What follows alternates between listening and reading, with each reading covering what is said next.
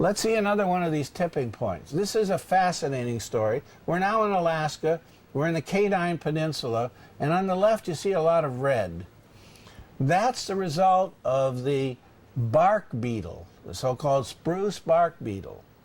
Now what happened here is that the larvae for these beetles in the wintertime were frozen in the ground, and not many of them survived. There was a balance between the trees in the summertime and the few larvae that converted themselves into beetles, and there was a synthesis between them and a symphony between them that kept the trees alive.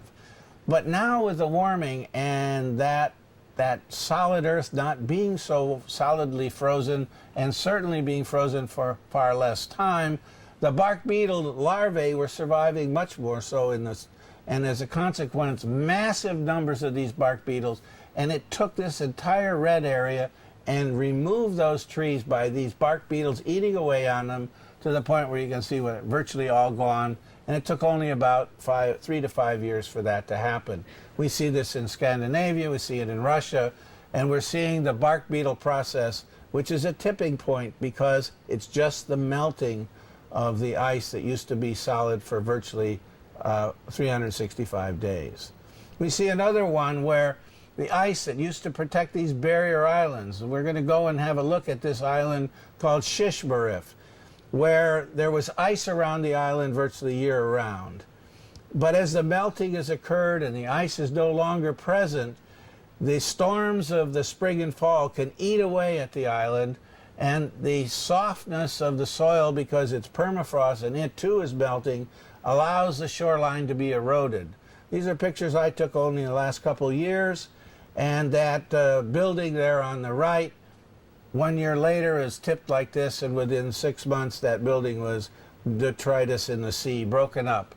And this village is going to have to move. There's 600 Eskimos who lived there for the last, we think, 4,000 years, and in a short period of a couple hundred years, their lifestyle has changed. And you can see that some storms take as much as 125 feet. The shoreline moved in one storm.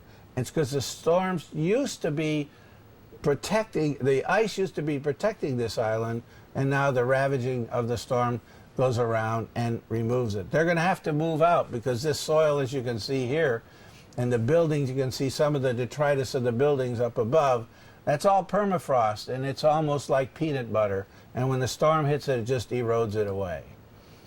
Another place we're seeing serious problems with the polar bear.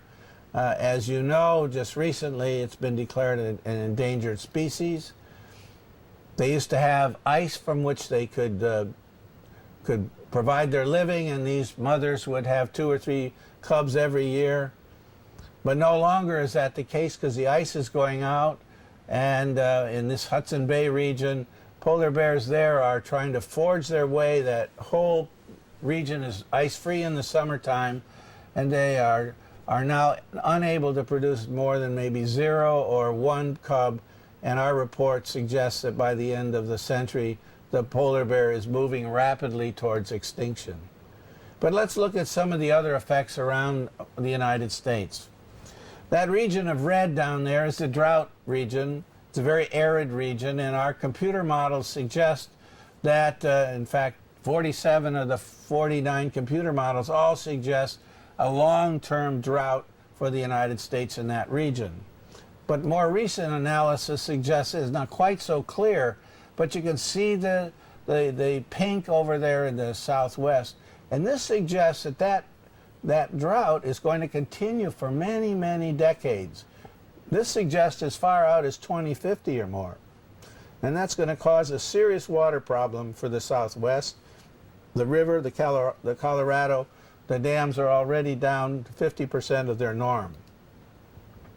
On the other hand, there are going to things like this where the hardwoods are going to grow much more rapidly in the southeast of the United States. Even though there's a short drought in that region right now, it's not likely to sustain itself, and the projections are that things like this will happen. The hardwoods will be in much greater supply.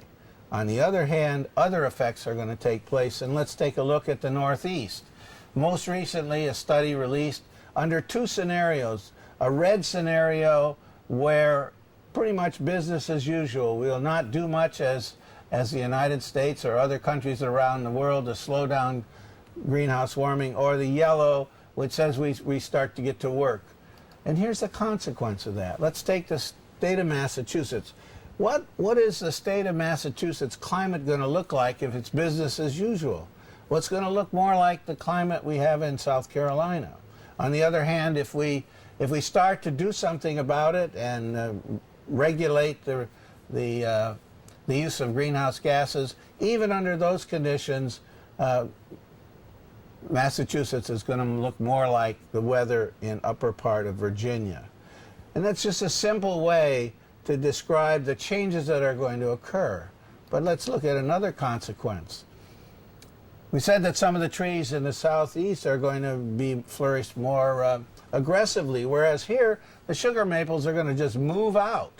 They'll be up in Canada, and the beauty of the sugar maple, many people go to New England in the October period because of the gorgeous fall foliage and the ability to have maple sugar and maple syrup. But these are some of the consequences of these rapid changes in climate.